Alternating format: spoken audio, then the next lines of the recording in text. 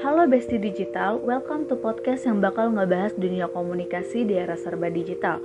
Aku Fatia Korea Afra, mahasiswa Ilmu Komunikasi Universitas Al-Azhar, bakal ngebahas tentang teknologi komunikasi bareng satu narasumberku, yaitu temanku sendiri dari Universitas Pajajaran. Nah, dia ini nanti bakal sharing-sharing pengalaman dia tentang teknologi komunikasi, dan dia tuh juga bakal ngasih insight-insight baru nih tentang teknologi komunikasi yang semakin berkembang. Boleh dong diperkenalkan diri dulu? Halo semua, perkenalin nama aku Katerina Soeharta. Aku seorang mahasiswi jurusan Administrasi Bisnis Universitas Pajajaran. Hari ini aku bakal sharing-sharing tentang apa yang aku alami bareng Fatia.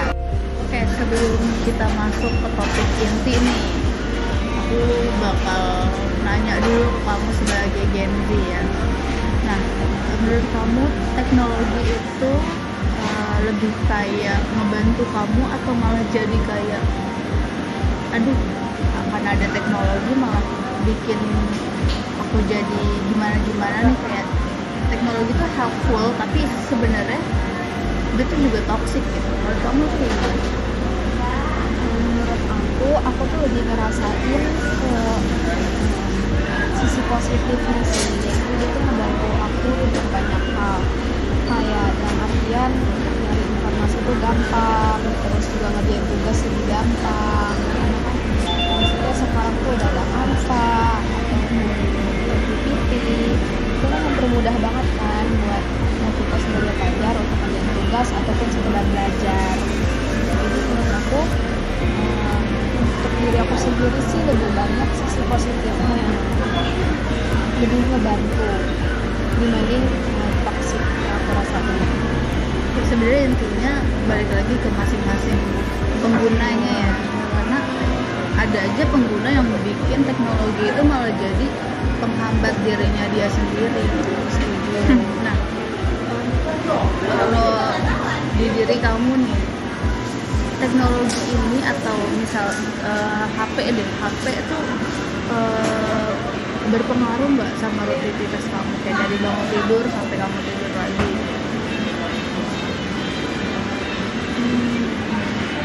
Itu pertanyaan bagus sih.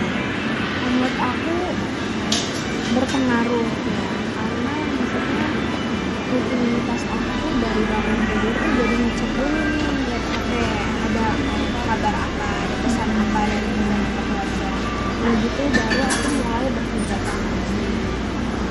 Jadi sebenarnya untuk rutinitas hidup dia berperan juga sih, tapi nggak yang mempengaruhi banget kalau kayak mengalami aktivitas aku gimana. Berarti kamu tipe yang nggak terlalu HP banget, maksudnya masih bisa ngebedain gitu, kayak masih bisa memanage waktu antara kamu megang HP sama kehidupan asli kamu gitu ya. Nah, kalau seandainya di masa depan smartphone hilang gitu, kalau misalnya kayak HP tiba-tiba hilang, nggak ada, kamu bakal lebih milih kehilangan HP atau kehilangan dompet? Ini pertanyaan simpel nih, tapi kayak ngejebak gitu. Jujur aku nggak bisa milih, cuma HP itu penting banget ya teman-teman. Nanti itu kayak ngabarin orang-orang tuh dari HP, tapi dompet di waktu yang bersamaan juga sama pentingnya, karena data-data kayak KTP itu kan penting banget kan. Dan nggak boleh sampai hilang. Dan biasanya kita nyimpen itu di dompet. Jadi kalau dompet hilang aku bakal tetap panik juga sih. Cuma mungkin bakal jauh lebih panik kalau HP yang hilang. Walaupun sekarang kan ada namanya penyimpanan kayak iCloud, jadi data kita itu kesimpan di iCloud. Cuma mau gimana pun cepat lebih tua untuk ganti suatu smartphone itu kan nggak segampang itu. Panik dua-duanya, cuma menghilangkan HP lebih panik lagi satu tingkat. Tapi kayaknya nggak mungkin hilang juga kali ya HP di masa depan, justru malah kayaknya makin maju nih HP, karena sekarang malah HP data-data misalnya kayak KTP kakak, SIM itu bahkan tuh ada digitalnya, ada KTP digital, ada kakak digital, ada SIM digital. Malah justru kayaknya nggak akan mungkin hilang sebenarnya ya, malah justru makin maju. Kayak bahkan sekarang tuh kita mau belanja aja tinggal tap, nggak harus pakai kita nge-scan lagi, tapi tinggal tap aja tuh bisa gitu. Setuju banget sih aku sama kamu. Oke, selanjutnya nih, menurut kamu,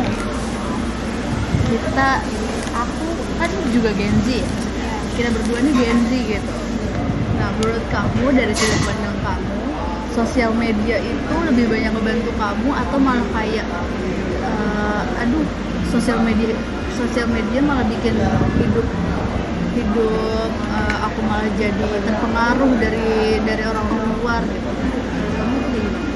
Menurut aku sih ngebantu, gimana kayak ngejauhin aku dari interaksi aku sama orang-orang, karena lagi-lagi dengan medsos itu kan kita saling berkomunikasi, saling mengenal. Misalnya kayak sekarang di zaman sekarang untuk tahap pertama kenalan itu bisa lewat Instagram. Benar, apalagi kerja ya, personal brandingnya dari Instagram malah. Setuju banget, Instagram, TikTok itu kan jadi kayak personal branding diri kita sendiri. Jadi menurut aku medsos tuh ngebantu banget dalam soal kayak gitu. Nggak nyampe terus bakal ada sisi negatifnya, cuman bukan yang kayak menjauhkan kita dari orang-orang, dari dunia luar. Lagi-lagi balik ke diri masing-masing. Betul. Nah, sosial media ini itu tadi balik lagi ke penggunanya masing-masing. Nah, beda-beda pengguna kan algoritma juga berbeda-beda kan, tergantung kita carinya kayak gimana gitu. Nah, kalau kamu itu biasanya apa sih yang dicari di sosial media? Kayak konten apa yang dicari gitu di sosial media? Aku tuh tergantung mood kebetulan. Jadi kalau aku misalnya aku tuh gunain medsos untuk banyak hal. Kalau misalnya aku lagi butuh sumber informasi, aku gunain untuk jadi sumber informasi medsos tuh. Tapi kalau misalnya aku lapar gitu, aku kepengen sesuatu nih, Carinya makan, algoritmanya dimakan semua ya, FYP-nya jadi makan semua. aku cari tuh mukbang. Oke, Kalau misalnya aku lagi tertarik sama satu barang, aku tuh jadi nyarinya tentang barang itu gitu, untuk belajar barang, untuk belajar jajan, itu tuh aku banyak cari di medsos. Nah, kamu sendiri tuh orangnya up to date gak sih sama informasi-informasi? Kayak kemarin tuh abis ada masalah tumbler tuku hilang. Nah, kamu tuh up to date gak dengan masalah itu? Aku bisa dibilang cukup up to date sih, Emang Gen Z ya, emang Gen Z tuh tahu informasi. Gak mau dicari juga kebetulan muncul. Karena maksudnya saking viralnya di mana-mana tuh ada Itu sih, dan bener-bener kalau langsung nyebar sih. nggak cuman kayak di satu platform, cuman dia bisa ke berbagai aplikasi medsos yang kayak beritanya yang sama dan itu kesebar. Karena kayak bisa dibilang aku jadi update, padahal nggak pengen nyari tahu juga sebenarnya. Nah, itu salah satu ciri-ciri teknologi komunikasi yang berkembang. Cepet banget kan informasi. Sebenarnya tadinya tuh awalnya kayak cuma kecil, dari like kecil, tiba-tiba ada orang yang upload di platform lain, jadilah dia nyebar sampai kayak berdampak ke orang-orang yang sebenarnya tuh nggak harus gitu. Bener banget, secanggih itu sekarang. Teknologi benar-benar berkembang itu sih. Oke, ini agak patah sih sebenarnya, cuma nih kita kan sering banget ya chatan sama teman, sama pasangan, sama orang tua gitu. Nah, berbeda-beda orang kan karakter beda-beda, kita nggak bisa tahu satu-satu kayak kita nggak bisa ngafalin satu-satu karakter orang kayak gitu. Kamu tuh pernah nggak ngerasain miskomunikasi gara-gara tuh salah baca nada chat gitu? Terus kamu gimana nih tanggapannya? Aduh, aku pernah banget lagi kayak gitu. ada satu pengalaman dimana aku tuh punya teman yang emang hobinya tuh drum. Dia tuh nggak suka pakai A-nya banyak, sedangkan aku tuh tipe yang kalau di chat kayak gitu tuh jadi mikir marah nggak ya dia sama aku, karena kadang kita tuh nggak baca pakai nada orang itu, baca pakai nada sendiri gitu. Jadi yang harusnya iya jadi iya kayak malah kita tuh baca beda gitu, padahal dia biasa aja kan sebenarnya. jadi salah paham. Dan yang penting sih untuk kenal orang itu di real life juga. Nada dia tuh kalau ngomong biasanya kayak gimana, karena typing tuh suka bikin salah paham dan suka malah bikin jadi Benar, salah pengertian. iya salah pengertian juga, malah jadinya suka berantem atau saling sebel. Iya, itu benar yang terjadi, yang sering banget terjadi nih di antara kita itu, kecuali kayak hubungan kita udah dekat itu biasanya tuh udah tahu satu sama lain gitu, kayak sebenarnya biasa aja kita udah tahu. Tapi emang kalau belum dekat sih agak susah ya, karena kita juga nggak tahu nih karakter dia kayak gimana. Malah jadi segan ya untuk Iya, malah jadi kayak ya udahlah nggak usah deh chat lagi gitu. nggak lanjut deh. Iya, ya udah deh. Nah, kalau kamu nih lebih suka chatan, teleponan, atau kayak ketemu langsung? Aku tuh suka chatan sebenarnya untuk sekedar ngobrol-ngobrol, tapi akhir-akhir ini semakin bukan dewasa ya, cuman semakin lama tuh aku malah jadi lebih suka teleponan karena lebih tersampaikan aja gitu semua yang mau pengen diomongin dibanding di chat. Jadi pasti biasanya aku tuh awalnya ngechat dulu baru minta teleponan. Untuk ketemu langsung jujur aku juga suka sih, maksudnya tapi kayak tiap hari banget kayaknya aku capek. Betul.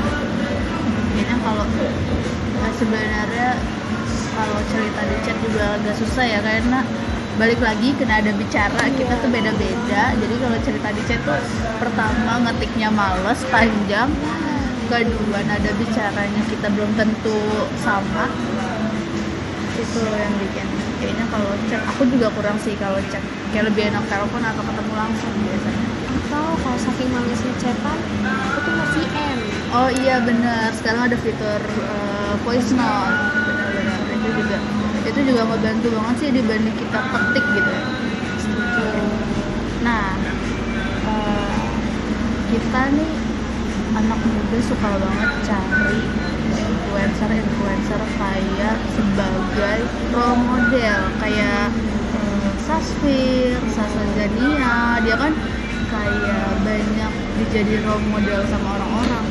Nah, kamu tuh melihat mereka, atau misalnya nggak usah jauh-jauh ke mereka, misalnya kayak ada teman kamu yang di Instagram atau di sosial media tuh kayak wah dia stylenya oke banget, atau personality di sosial media oke banget, kamu tuh ngelihat orang itu jadi termotivasi atau malah kayak insecure gitu? Aku tuh lebih ke seimbang ya antara keduanya, antara termotivasi dan insecure. Insecure itu bukan karena mereka tuh lebih baik ya dari kita atau lebih gimana, bukan itu. Cuma aku tuh insecure kayak seru ya gitu, maksudnya hidupnya tuh kelihatannya seru-seru aja gitu, kayak nggak ada masalah, nggak ada apa. Ini sih yang bikin aku bukan insecure, tapi mungkin lebih pengen juga gitu kayak gitu. Nah, tapi di luar dari itu menurut aku influencer itu juga bisa bikin aku termotivasi, karena maksudnya nggak mereka berhasil, nggak mereka bisa gini gitu, jadi bikin pengen aku juga bisa kayak mereka gitu dalam hal baik-baiknya gitu sih. Oke, lanjut. Balik lagi nih, kita ngomongin algoritma di sosial media. Menurut kamu algoritma di sosial media itu ngebantu kita jadi tetap update, atau malah kayak ngebikin kamu tuh lingkupnya jadi sempit, kayak kamu mikir kok FYP aku tuh ini aja kayak gak ganti-ganti gitu, bosen gitu kan? kamu tuh gimana? Kalau aku tuh lebih ke ada masanya aku kayak gitu, maksudnya sekian lama kok FYP aku tuh masih hal-hal ini, aku tuh pengen hal-hal yang lain.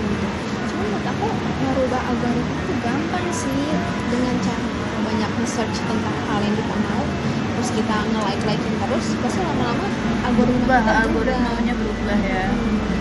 Kayak sekarang jujur FYP aku tuh isinya artis.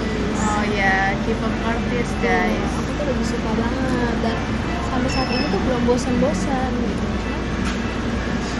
Karena aku tuh tiap malam aku tuh suka nyari tentang mukbang juga kan. Jadi lama-lama FYP aku tuh ya artisnya mulai hilang. Padahal dalam waktu sebenarnya nggak panjang gitu. Maksudnya kayak dalam hitungan 1 hari kamu udah bisa ganti algoritma baru lagi gitu ya. Segampang berubah itu algoritma. Itulah guys, canggihnya teknologi ya. Nah, kita sebenarnya ini tergantung orang ya. Walaupun Gen Z juga biasa ada aja orang yang low profile. Kamu nih tipe yang rajin upload daily life atau kayak malah lebih sukanya low profile aja? Ini bukan di third account tapi di first account atau second account atau apa? Nah, aku itu tergantung akunnya. Aku sendiri Beda-beda akun, beda-beda kepribadian gitu lah. beda akun tuh beda orang. Kalau di first, waduh itu setahun bisa dihitung jari ya. Oke, kenapa tuh alasannya? Buat personal branding kah atau gimana? Buat aku itu lebih ke, aku belum sepede itu aja sih untuk mengupload banyak hal gitu. Dan aku first itu tuh mencakup orang-orang yang sekedar kenal doang. Benar sih. Ini benar sih. Personal branding tuh jadi sesuatu yang penting untuk akun first. Karena maksudnya yang nggak ada akun, kenalnya kita sebagai orang yang kayak Orang gini. yang di akun first itu gimana kita nge-postnya gitu ya. Jadi aku lebih mikir 30 kali ya kalau sebelum aku upload di akun first. Nah kalau akun second itu lebih random. Isi orangnya tuh Lumayan dekat gitu ya, lumayan dekat. udah lumayan kenal, lumayan paham. Jadi aku lebih bebas, walaupun masih ada pikiran layak nggak sih di upload di second kayak gini. Karena kadang ada aja sebenarnya orang yang baru kenal tiba-tiba ngajakin foto lentekan gitu kan. Dan kita Sebenarnya nolaknya. iya bingung ya nolaknya juga gimana gitu. Nah kalau di third account lebih random lagi nih pasti. Itu bukan sekedar random lagi, emang Di upload live semuanya ya, update bener live update. Kalau bisa tiap detik upload, aku upload. Oke, kalau ada bahannya langsung di upload. Karena berarti ya isinya benar-benar orang terpercaya yang mau udah kenal banget gitu. Lanjut nih, kita bakal ngebahas dampak teknologi yang mempengaruhi produktivitas kita. Teknologi kan benar-benar, maksudnya kita tuh belum berdampingan banget sama yang namanya teknologi gitu kan, karena teknologi ini kan pada dasarnya berkembang juga karena peradaban manusia juga yang berkembang. Teknologi kan dikembangin oleh manusia juga gitu. Nah, menurut kamu nih teknologi ini bikin kamu lebih produktif atau malah kayak bikin kamu tuh banyak ke distract-nya gitu? Misalnya kamu lagi belajar tiba-tiba ada notif, malah kayak ya udahlah bentar 5 menit gitu. Gimana menurut kamu dong? Oke, untuk hal ini menurut aku lebih banyak distraksinya. Setuju lagi. Karena apa ya, misalnya kita lagi belajar nih serius, ada suara notif, pasti nggak tahan untuk juga ngecek ada apa sih, siapa sih yang ngechat. Nah udah kalau sekalinya buka HP Pengen terus-terusan ya, nggak berhenti jadinya. betul, jadi ketagihan, nah endingnya nggak belajar. Betul.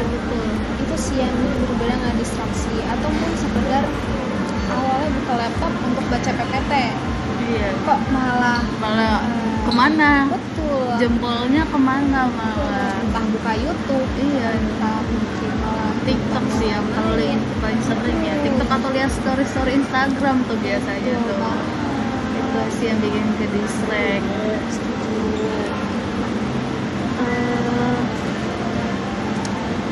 Ada nggak nih kebiasaan kamu dalam memakai handphone atau misalnya memakai teknologi digital lainnya lah yang pengen kamu ubah sebenarnya, karena kamu tuh sadar sebenarnya ini tuh nggak baik buat diri gitu, buat diri sendiri. Misalnya kayak scrolling sosmed sebelum tidur atau balas chat gitu. Nah, ada nggak yang pengen kamu ubah?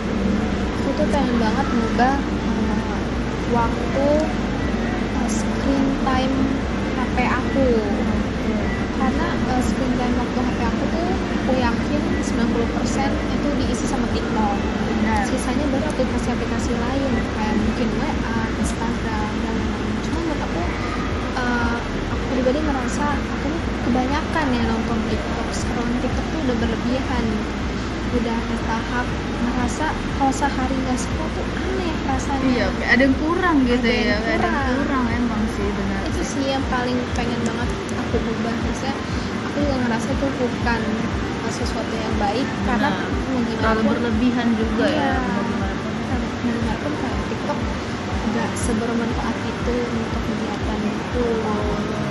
Apalagi sekarang ada ini ya, ada strike tuh kayak bikin kita tuh justru itu kayak bikin kita ke pressure ya. Maksudnya kayak kita bener-bener di jam segini lupa belum nyalain strike, kayak harus nyalain strike dulu. Itu sih. Betul Nah, apalagi ya, Gen Z tuh itu strike tuh benar-benar ini banget jadi kebiasaan utama.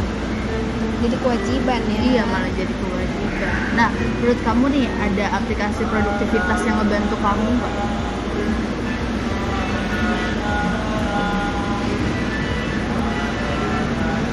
Kayak aplikasi-aplikasi belajar gitu kan suka ada tuh, misalnya kayak yang di Study Tweet gitu kan suka ada ya aplikasi-aplikasi buat ngitung jam belajar. Kamu pakai itu nggak?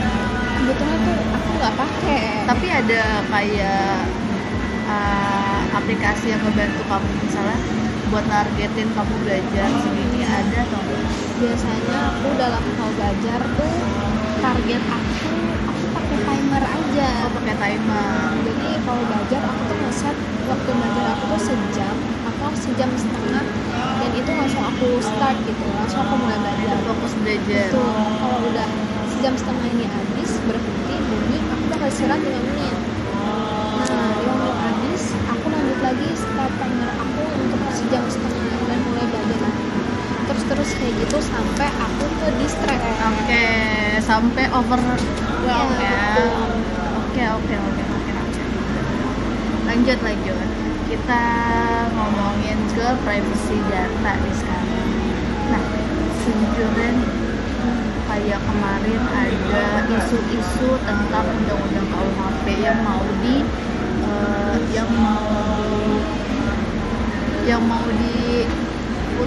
dipisahin, dan ada di salah satu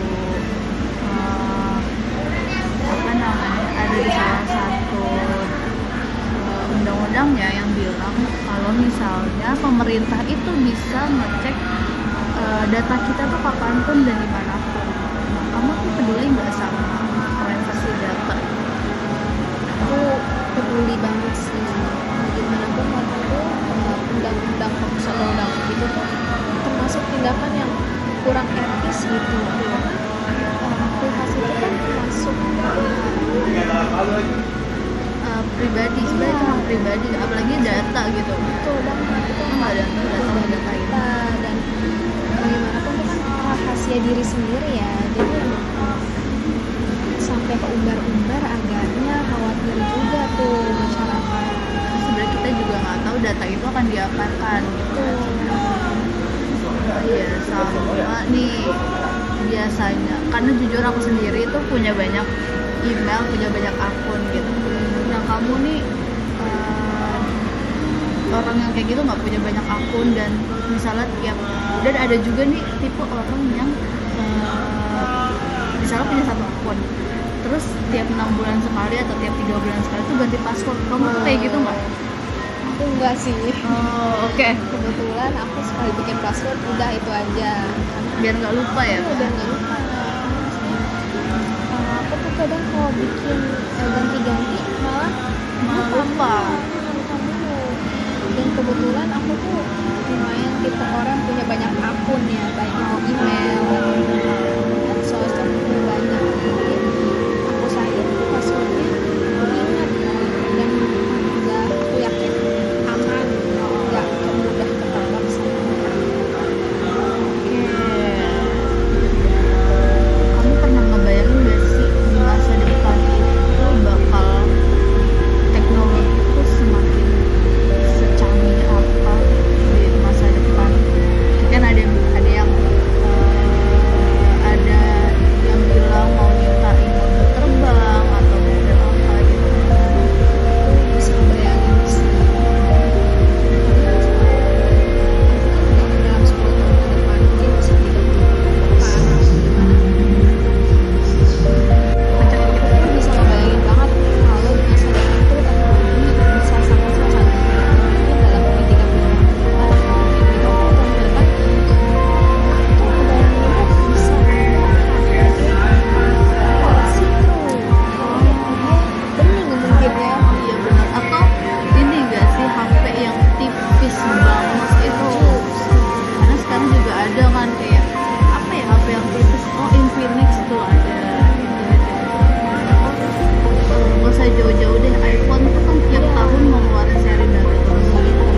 Itu nanti 10 tahun ke depan kita udah gak tahu bentuk kameranya tuh mau diapain lagi ya. Bentuk kamera atau 10 tahun ke depan udah bentuk apel kali Iya ya. bisa jadi mungkin kameranya bakal ditaruh di tengah nanti bisa jadi. Oke. Aku juga pernah baca nih, pernah nonton ada satu video Elon Musk ini benar-benar mau, dia kan banyak banget inovasi baru dia yang super keren, maksudnya aku tuh nggak kepikiran gitu kan ada dia tuh mau ini apa namanya, dia tuh ngeliat jalanan macet. Nah itu kepikiran mau bikin jalanan di bawah tanah. Dia bikin terowongan gitu di bawah tanah. Nah kayak tapi terowongan itu khusus buat Tesla aja. Nah jadi kayak dia mikirnya tuh kalau mobil terbang tuh kayaknya masih kurang untuk di negara ini, bukan di negara ini, di dunia ini gitu, kayak biayanya kan mahal juga kan, terus kayak masih kurang cocok lah. Dia tuh punya inovasi buat ngebangun jalanan di bawah tanah buat minimalisir sejalanan macet ini sebenarnya. Tapi ya balik lagi masih ada pro kontranya, sebenarnya belum dijalanin ya. Itu baru inovasi yang keluar dari mulut gitu, maksudnya ide dari mulut. Sebenarnya tuh ide bagus sih, maksudnya ide baru yang sebenarnya mungkin nggak semua orang kepikiran ya. Kenapa cuma buat Tesla ya? Nah itu aku juga kayak kenapa cuma buat Tesla, kenapa kayak buat yang lain juga, kendaraan lain. Di saat sebenarnya sekarang tuh masih banyak yang lebih menggunakan mungkin yang non listrik, yang pakai bensin. Oke. Nah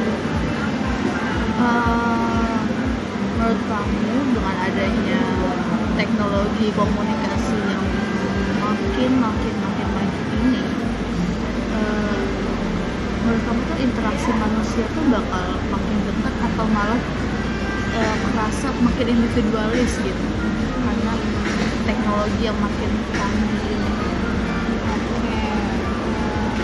Lagi-lagi jawabannya menurut aku balik ke diri masing-masing ya, karena tergantung gimana cara kita menikmati si teknologi ini. Kalau buat aku itu malah mendekatin aku dengan orang-orang, karena gak harus ketemu, gak harus dekat, tapi kita bisa tetap kontakan, bisa tetap komunikasi gitu. Jadi hubungan tuh bakal tetap terjaga.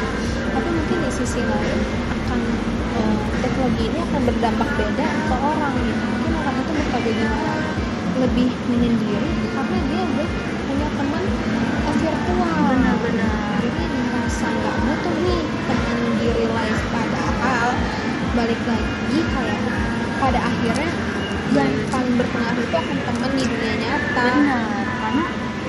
ya virtual tuh sebatas virtual, maksudnya kayak kita sebenarnya nggak tahu karakter asli di dunia aslinya tuh kayak gimana.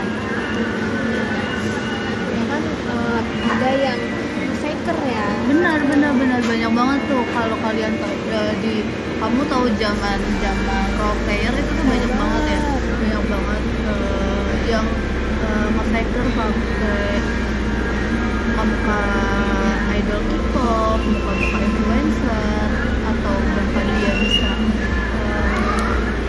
bikin karakter baru gitu di dunia virtual. Bahkan dia nge-fakerin sosok bisa gitaran. Betul itu banyak banget juga sih. Atau nggak usah jauh-jauh, itu misalnya kita bikin akun di TikTok atau di Instagram dengan karakter baru, itu juga bisa. Maksudnya sebenarnya itu dia aslinya nggak kayak gitu, tapi dengan di akun itu dia jadi estetik, dia jadi punya karakter baru, personality baru yang dikenal orang gitu. Jelas sih. Itu benar-benar pengaruh teknologi ya, yang bikin manusia tuh jadi punya karakter berbeda-beda di antara dunia maya dan dunia nyata gitu. Entah itu negatif atau positif ya. Iya, tergantung kamu milihnya in positive way atau in bad way gitu, negative way. Oke nih, pertanyaan terakhir, kalau boleh milih atau kalau bisa milih, atau kalau misalnya seandainya kamu bisa ciptain teknologi 10 tahun ke depan, kamu itu mau teknologi komunikasi itu seperti apa? Model seperti apa? Atau kayak misalnya apa ya, selain handphone atau misalnya earbuds, mungkin siapa tahu bisa dijadikan inovasi, Ya, bisa ya, dijadiin teleponan, itu bisa sih. Jujur aku tuh kepikiran sama earbuds yang bisa langsung angkat telepon. Aku setuju banget sebagai pemula earbuds ya. Kita nggak usah buka HP gitu, jadi di earbuds itu kita udah bisa lihat nih siapa nama yang nelpon, udah langsung angkat aja dari situ. Terus kayak aku pribadi itu kan pengguna earphone yang pakai kabel. Kalau tahu aku tuh punya earphone yang ada kabelnya. Mungkin masa depan bisa jadi dia juga canggih gitu. Dia kan sama ini kayak pandangannya tertinggal kan. Iya. Karena sekarang udah banyak yang lebih canggih lagi itu nggak pakai kabel. Kan menurut aku dengan adanya kabel itu tuh kayak nambah fashion aja. Betul gitu. sih, emang ya anak muda juga stylenya juga sebenarnya balik ke zaman dulu sebenarnya sih. Oke, seru banget nih obrolan hari ini, banyak banget hal-hal baru yang aku tahu gimana cara teknologi komunikasi itu membantu cara hidup kita sebagai Gen Z, mulai dari adanya penggunaan media sosial, produktivitas, sampai ke privasi data dan masa depan komunikasi. Makasih banget buat Kak Tira udah temenin aku untuk ngobrol-ngobrol hari ini. Terima kasih. Dadah. Bye.